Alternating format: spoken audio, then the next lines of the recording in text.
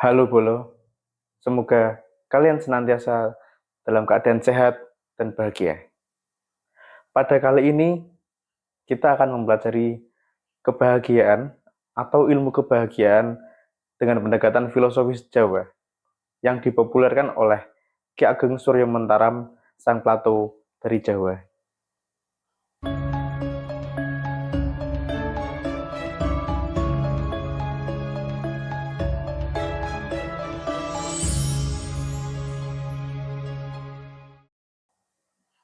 Sejak dahulu kala manusia mempelajari cara untuk mencapai kebahagiaan. Dalam filsafat Yunani, kebahagiaan disebut eudaimonia. Konsep ini berasal dari seorang filsuf yang bernama Aristoteles. Menurut Aristoteles dalam Nicomachean Ethics, kebahagiaan adalah tujuan akhir dari perjalanan hidup manusia. Namun, tidak semua manusia dapat mencapai akhir perjalanan yang bahagia. Kebahagiaan bisa datang dengan keadilan maupun dengan ketidakadilan.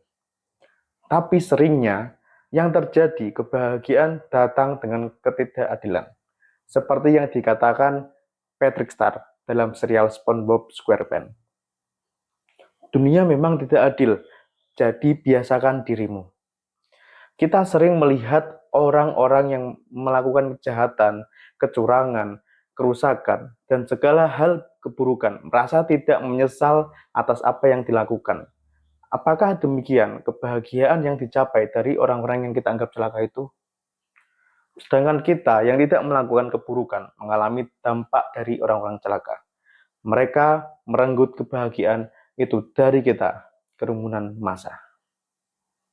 Memiliki segalanya yang dianggap sumber kebahagiaan secara materi, menurut banyaknya orang, tidak membuat dirinya mencapai kebahagiaan.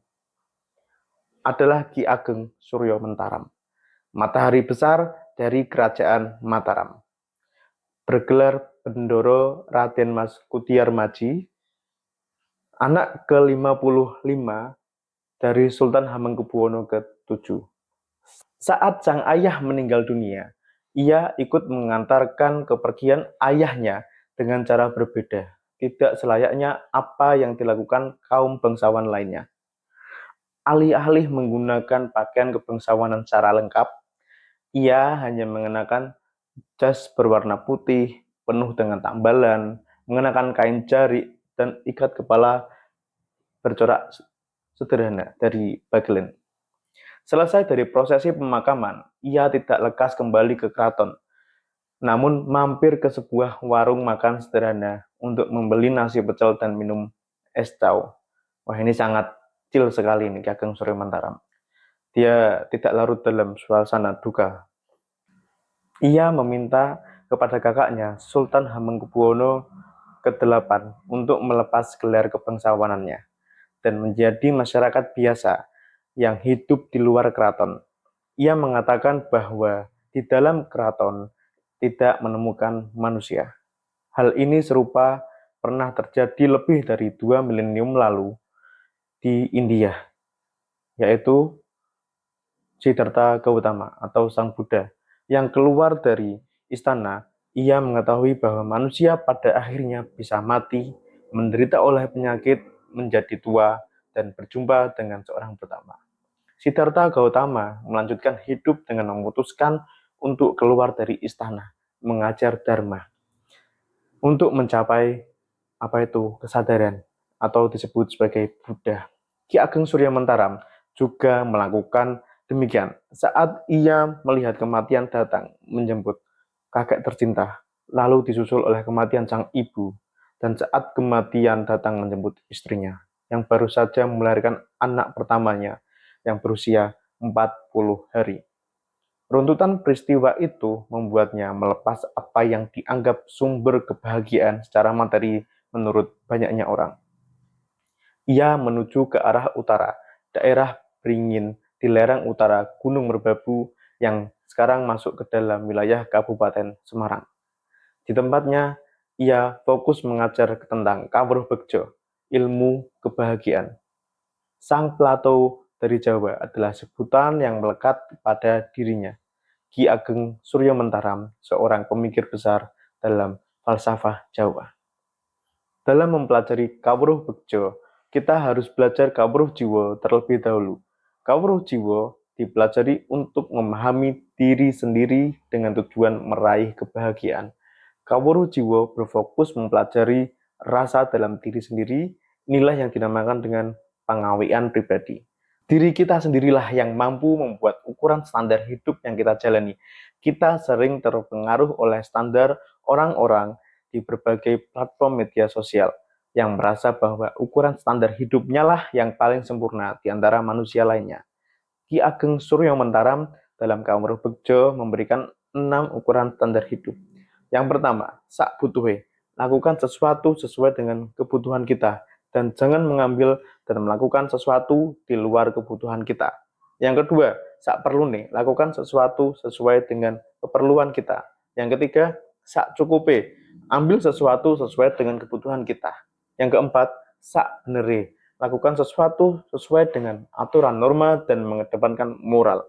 Yang kelima, sak mestine, lakukan sesuatu sesuai dengan situasi dan kondisinya. Yang keenam, sak penai, lakukan sesuatu dengan hati yang nyaman dan tenang. Dengan memberikan ukuran standar hidup, maka kita akan bisa mengendalikan kromodongso. Kromodongso yaitu rasa keakuan yang melekat pada tubuh, pikiran, dan nafsu. Aku butuh, aku ingin, aku senang. Ego ini membuat manusia terikat pada kebutuhan, cita-cita, dan penderitaan. Bila tidak disadari, kromodongso menimbulkan rasa unggul, iri, kecewa, dan konflik sosial. Selain itu, kromodongso melekat dengan 2 hal, yaitu susah dan bungah atau senang. Saat seorang merasa sedih ketika tidak mencapai apa yang diinginkan, maka ia akan mengendurkan keinginannya. Contohnya seperti ini. Seorang pria yang berkeinginan memiliki pasangan wanita cantik, pintar, dan mau dengannya. Ketika seorang pria tidak mendapatkan wanita cantik, ia akan menurunkan keinginannya. Tidak cantik tidak masalah, yang penting pintar. Namun, pria tersebut mendapatkan banyak penolakan dari wanita pintar sesuai keinginannya. Maka, ia memilih yang penting mau dengan dirinya. Keinginan kita mengendur dari keinginan sebelumnya. Inilah yang disebut mungkret oleh Ki Ageng Suryo Mentaram. Sedangkan saat seorang merasa senang terhadap sesuatu yang telah dicapai, maka ia akan menambahkan keinginannya. Contohnya seperti ini. Seorang yang baru saja diterima bekerja pada sebuah perusahaan bonafit, maka ia akan memiliki keinginan lanjutan, yaitu ingin menjadi petinggi perusahaan tersebut. Lalu, ia ingin menjadi pemilik perusahaan tersebut. Keinginan kita bertambah seiring dengan keinginan sebelumnya yang telah kita capai. Inilah yang disebut mulur oleh Ki Ageng Suryo Mentaram. Manusia terjebak dalam konsep mulur mungkret dalam meraih kebahagiaan.